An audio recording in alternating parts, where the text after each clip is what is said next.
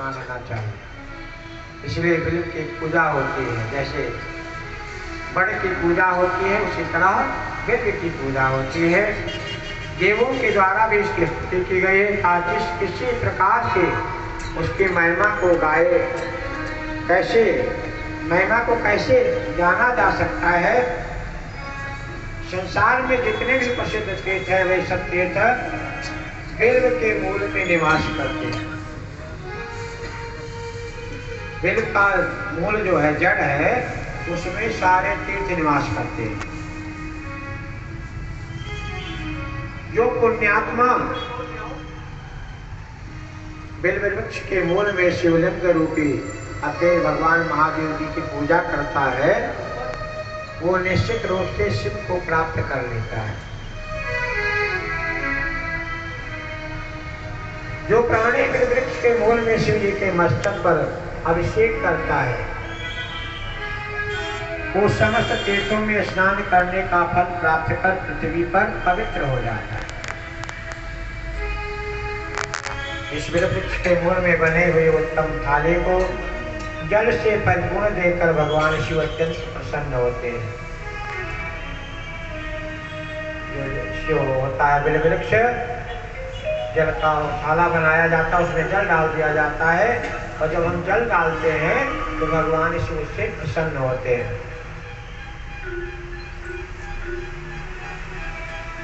जो व्यक्ति गंध पुष्पान से बिल्व वृक्ष के मूल का पूजन करता है, वो शिवलोक को प्राप्त करता है और उसकी संतान और सुख की अभिवृद्धि होती है। संतान अगर नहीं है तो उसके यहाँ संतान हो जाती है और सुख की अभिवृद्धि होती है, धन की वृद्धि होती है।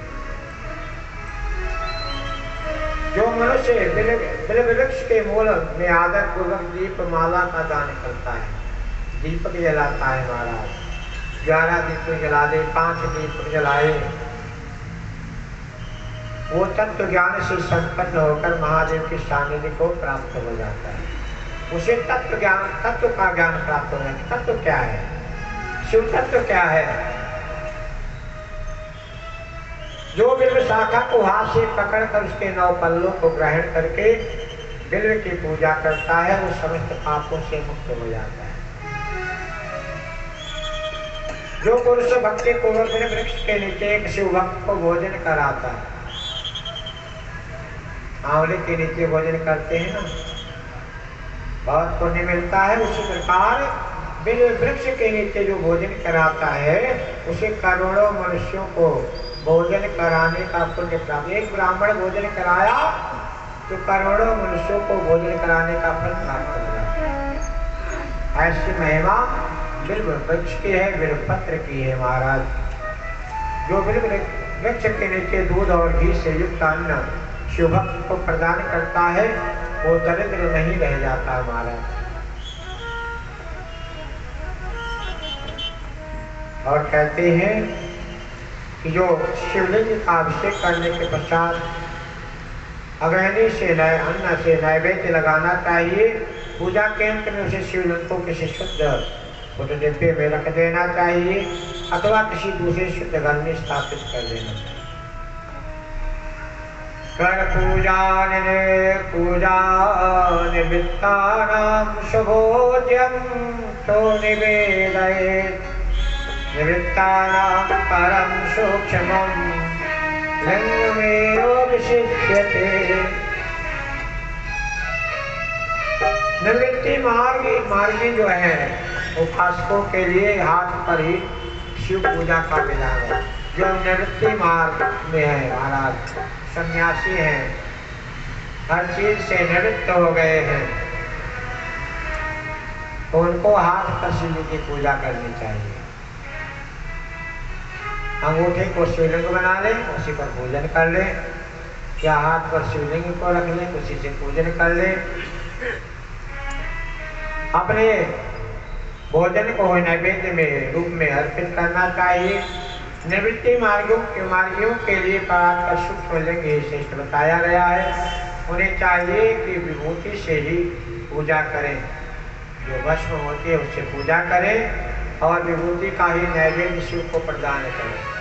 उसी का नैवेद्य भी लगाएं पूजा करने के पश्चात उस विभूति स्वरूप लिंग को सिर पर धारण सदा धारण करना चाहिए।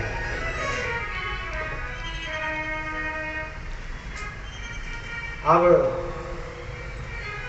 ये कोई प्रसाद कैसे भक्षण किया जाए, शिव का ग्रहण किया जाए नहीं ग्रहण किया जाए, इसकी कथा को सुनाई।